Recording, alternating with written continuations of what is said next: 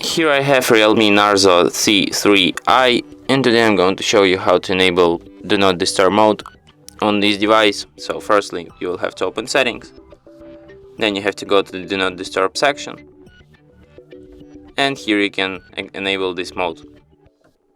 You can also set a schedule for this mode here. You can set it to silence media when it's on. You can add exceptions for this mode. For example, you can add exceptions for notifications drawer, and other notifications types in status bar, banner at screen top, lock screen notifications badge.